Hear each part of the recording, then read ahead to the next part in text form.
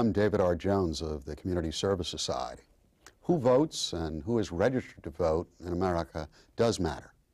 As the results of the presidential election demonstrated, each vote counts.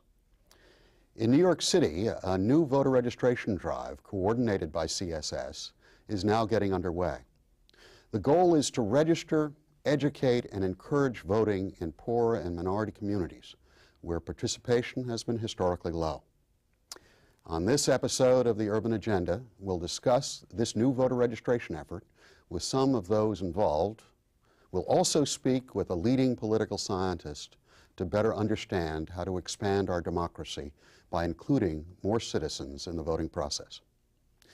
My first guests are Richie Perez, Director of Political Development at CSS, Beverly Cheuvront with the New York Coalition Against Hunger, and Rameesh James of the group Youth Force. Richie, let's discuss the project. How are we going to register a lot more people? Well, first thing we're going to do is take advantage of the emerging majority that the census has identified. 60% of the population in New York City is people of color, blacks, Latinos, and Asians. But being the numerical majority doesn't mean that you have power. And so what our registration drive is going to attempt to do, we call it the People United Voter Registration Campaign, is to use this registration campaign as a vehicle for community-based organizations and this emerging majority to acquire the resources of power, one of which is the ability to influence decisions about policy or resource allocation. And there's a bunch of issues that are on the agenda for all of the groups that we're working with. There are about a dozen that have already affiliated to the campaign, and they're dealing with a wide variety of issues. But if you don't have the ability to go to elected officials or to candidates and tell them this is what we can deliver or this is what we can hold back from you, you're not going to be able to impact those policy decisions. So our goal is not only to register voters, but also to galvanize an activist community base of organizations, because the electoral tool is a collective tool. It can only be wielded effectively by groups of people block voting around issues. And one of the things that requires is that we help strengthen the base of community organizations that are going to help direct how that electoral tool will be used.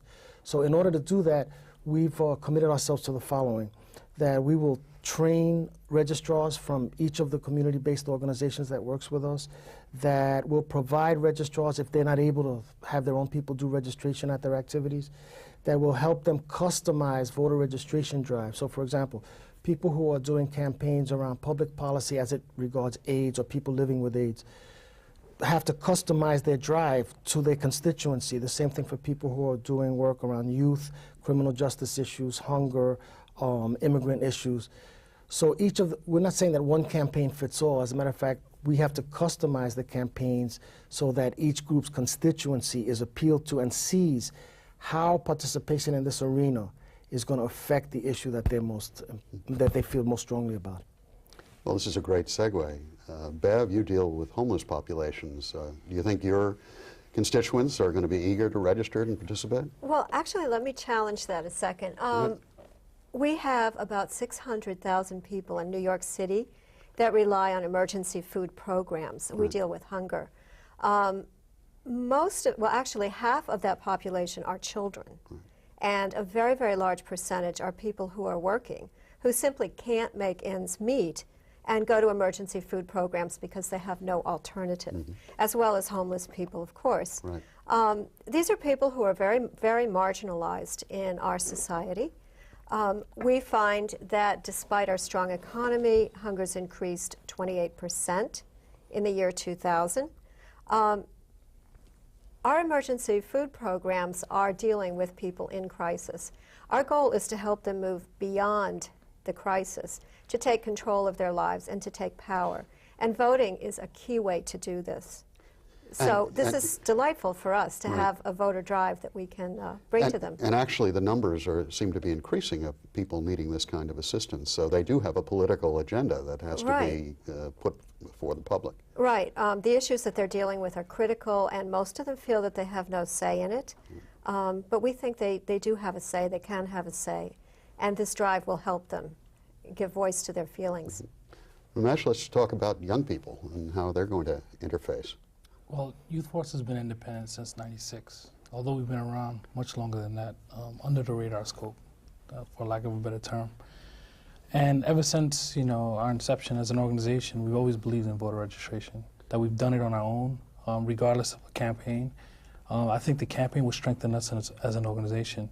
Historically, the Bronx has received the back end of resources and services. So for us as a youth organization that primarily service young people coming out of the criminal and juvenile justice system, foster care, drug rehab, and homeless shelters, we realize that we've been struggling for years.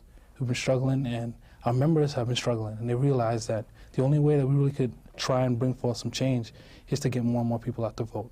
Every year we do a political haunted house around election time, and that's to educate families in the community around what haunts us.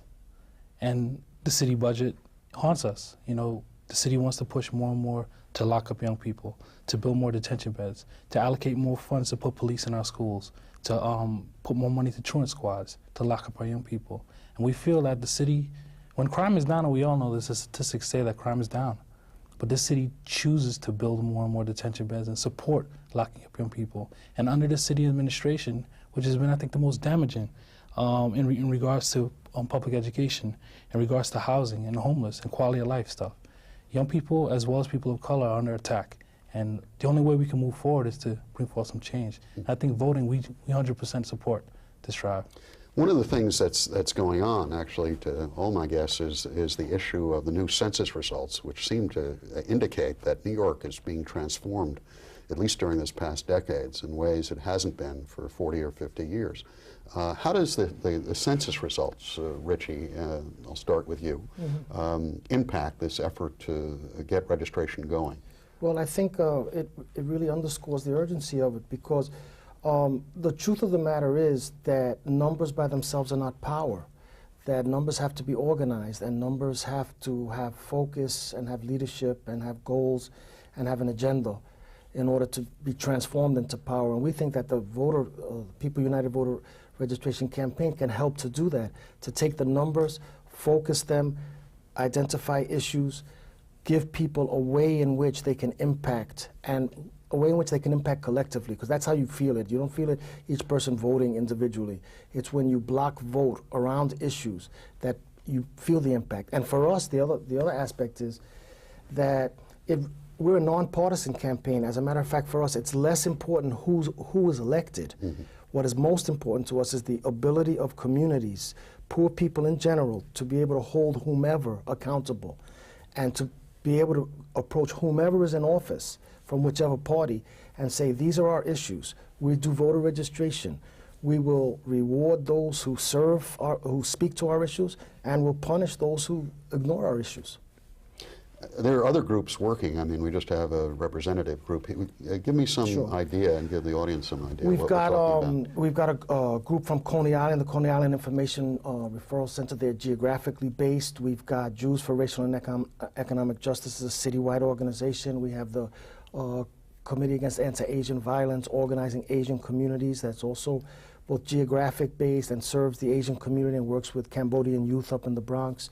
We've got a couple of groups that have been involved in police brutality reform issues, fighting for independent prosecutors and Civilian Complaint Review Board. We've got a group of construction workers from East Harlem, Positive Workforce, who have been fighting for access to jobs. And in the boom period, when you don't have enforcement of equal rights laws for jobs, we're finding that although there's a construction boom, not enough of the people in the communities where the construction is taking place are getting jobs. So it's a pretty broad cross-section, and we cover a lot of parts of the city, and we're expecting more groups to be joining us. Bev, when you look at sort of the demographics of people who are needing help on food and other supports, are you seeing a demographic shift? I mean, does the census numbers start to reflect itself in a group of people who basically are not registered, who are not politically active at this point? I'm not sure we're seeing a shift in that. I think people who've used emergency food programs are the people who are at the bottom of the ladder. And historically in New York City, that's always been immigrant communities and communities of color. I think the difference we're seeing is that more and more working people are coming into this system, and they're just not able to make ends meet, and they're now in crisis. And of course, working people are the core of many voting Right. constituencies, and obviously linking their issue together. Right, and with- showing them, you know, the options that they can take control and they can have a voice and a say in policies that affect them. I mean, just for example, if everyone in New York City who was eligible for food stamps got them, we would bring $600 million federal dollars into New York City every year. That's a very, very simple thing for New York City to implement. It's federal money, and it just means reaching out. I'm sure there's people at soup kitchens and food pantries who are going to be asking, you know, what do we have to do to get that convince done. our elected officials to do Of that? course, it doesn't only impact those individuals. They take that money and immediately spend it in local Exactly. community stores and the rest. There's a whole community development issue here. And that's just one simple issue that voting can change. Right. Ramesh, how do we deal with the fact that many of the young people we're dealing with may be foreclosed? I don't know if many of our audience knows that registration may not be available for youngsters who get too many problems in the criminal justice. There's a felony bar.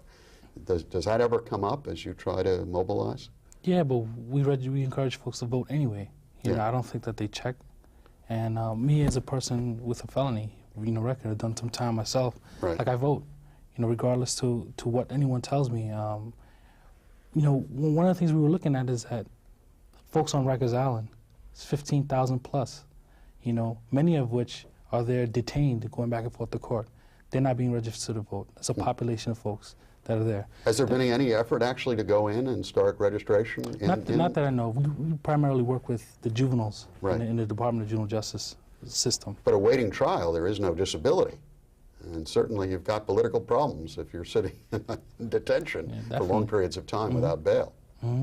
But the other thing is that, like, the majority of the folks that we service come from single-parent homes, homes that are affected with drug addiction, alcoholism, you know, folks that don't come out the door.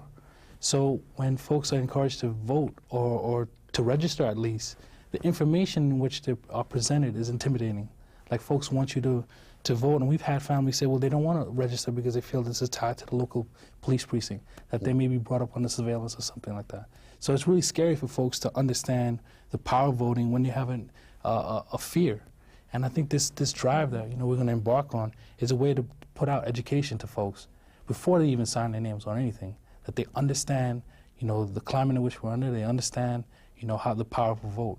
And that way, and we're educating young people to bring it back home. That's the bottom line. So young people that are not old enough to vote, by the time they're ready to vote, they're going to vote, you know, and we've seen that trend, you know, we support that trend. Richie, this was all supposed to have been solved when we had the so-called motor voter law, which basically said that everyone who went into a motor vehicles office or another city agency would get automatically registered. Why do we need a voter registration drive? Well, motor voter actually benefited upstate communities more than it benefited New York City.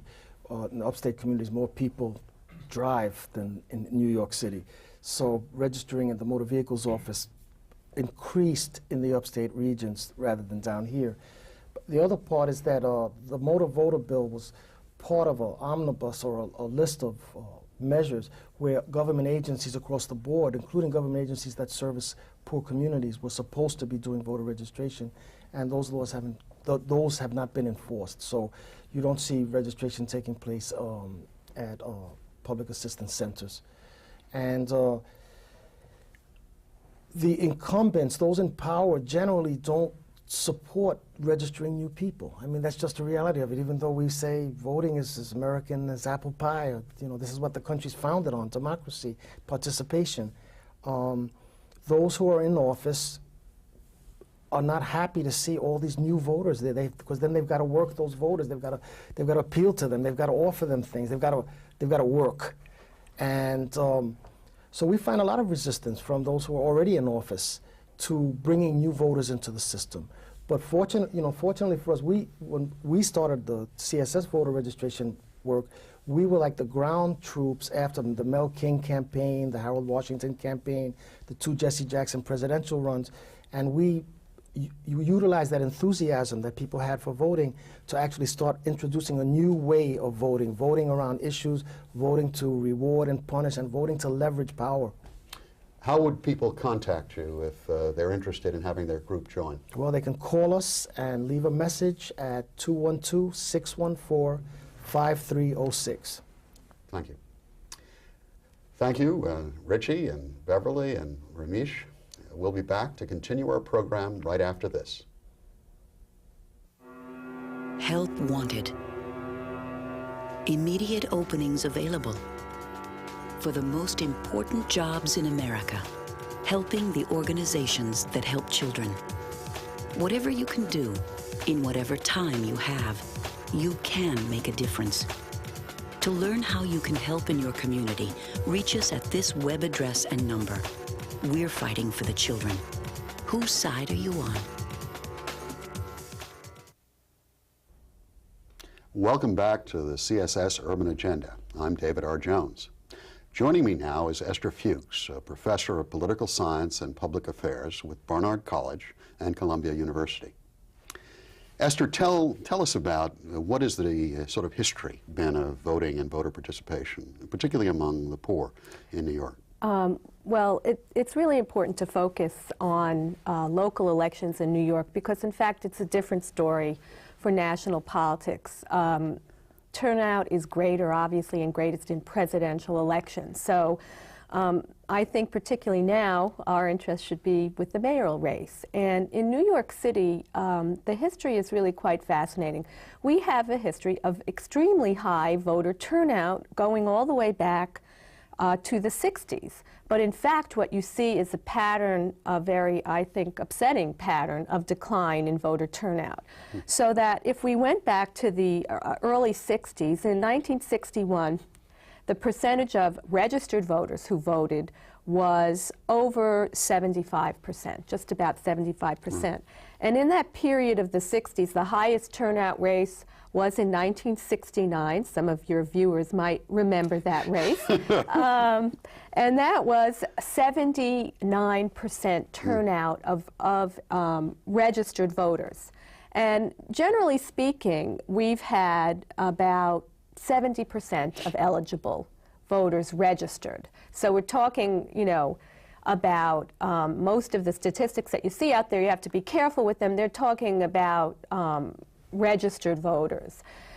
So the problem as I see it now is twofold. First of all, there's been a decline actually in voter turnout among registered voters, a very significant decline. And we've sort of been moving down, obviously in certain races where there's a little no contest. In the year that Ed Koch ran against himself, as some might remember, in 1985, we had a 39% turnout. But generally speaking, the turnout's been hovering around 50%, 54%, 50%. When David Dinkins ran against Rudy Giuliani and won in 1989, the turnout actually went up to 60%. That should tell you a little part of the story here. But most importantly, from my perspective, 1997, the last mayoral race between Rudy Giuliani and Ruth Messinger, the turnout was 39%.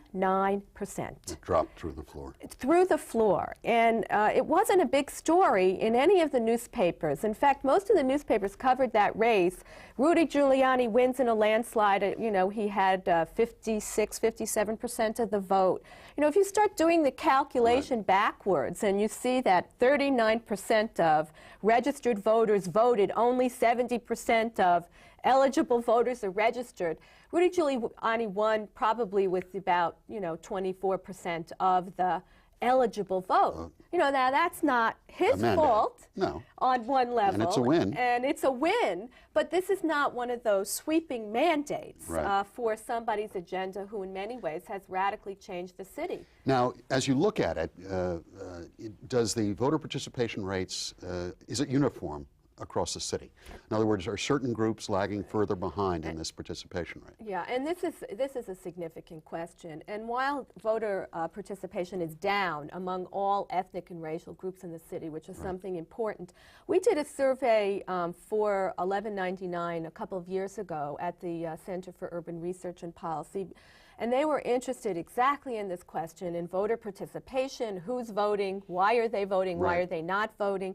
And we had the opportunity in this survey to oversample Latinos and African Americans. And one thing people should really understand is when you look at survey data that comes out of most places, including, you know, Quinnipiac, Marist, the New York Times, the nature of the samples are such that you don't really get a very good sense of what the African American and Latino political behavior are, because they're simply not sufficiently represented in large enough numbers in these samples. So, you know, won't go into that esoterica, but so you don't hear the information reported in a way that you should, which actually I think affects the political discourse, frankly, in a very real way.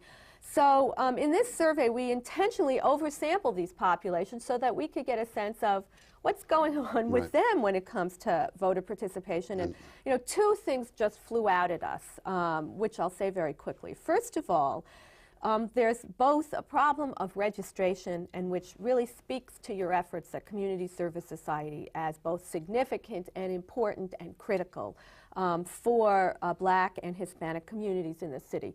There's a problem of registration, but there's also a problem of citizenship. And so, you know, in New York, we have generally, you know, thought about the Latino population as being Puerto Rican. Now the new census data is out. The change has been happening over time. We have significant Dominican population and other Latin populations. And the thing that we found, I thought that was really fascinating, among Dominicans who were not voting, 51% said the reason they didn't vote was because they weren't registered. So that is not even a citizenship question, that is a registration question. And then what we also found, going one step backwards, is that 41% of Dominicans were not citizens. And 36% of other Latinos, not Dominican or Puerto Rican, were also not citizens. So you have a dual barrier here. So now, this isn't the first time in America we've had this issue, or in New York. I mean, this was the beginnings of the movement for Jews and for the Irish and the Italians. It really began around their political strength in New York, began around registration and citizenship. That's right, and I think this is why, again, I think the energy and efforts of CSS are so important in this area, is because I think there's really an added burden now which we're not focusing on. And, you know, in academics we call them institutions of political incorporation. In the real world, we just really need to talk about what happened to the party machine, and which used to bring the registration. The citizenship and bring in new immigrants into the political process. It's not there anymore. It's not doing it. And the efforts of groups like CSS and community-based organizations are significant now in this area. In fact, they're critical because they really must take the place of the party, which is not doing its job anymore when it comes to political incorporation. It's interesting, as the demographics have changed, also that sort of good government groups that we grew up with that were into registration are just a shadow of what they were. I mean, I've been amazed about how little is going on in this area. And I think your point is really well taken, and I think it's very, apparently, and I've seen it from my own experience, I'm on the board of Citizen Union, you can't get money for voter registration. If you want to engage in voter registration, and I don't have to tell you that, foundations can't fund you, basically. And so you can do voter education. But let's face it, if you're not registered to vote, all the voter education in the world doesn't take you to the polls. We have these real institutional, structural barriers now to participation in New York. And I wanted to add something because you were talking earlier about motor voter. Well, one of the really neat things we found, which was that 49% of the non-citizens who had driver's license didn't know they could register, even in the Motor Vehicle Bureau. Well, we have a lot to do.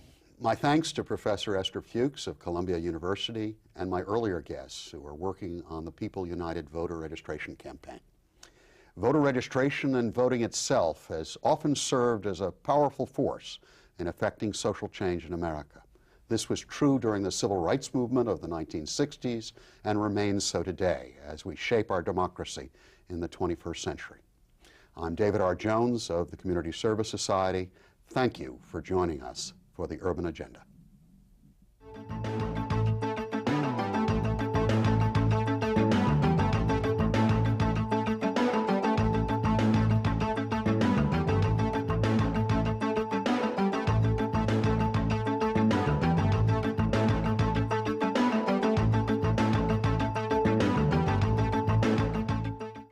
To comment on the Urban Agenda or for more information on CSS, contact Community Service Society of New York, 105 East 22nd Street, New York, New York, 10010. Area code 212-254-8900.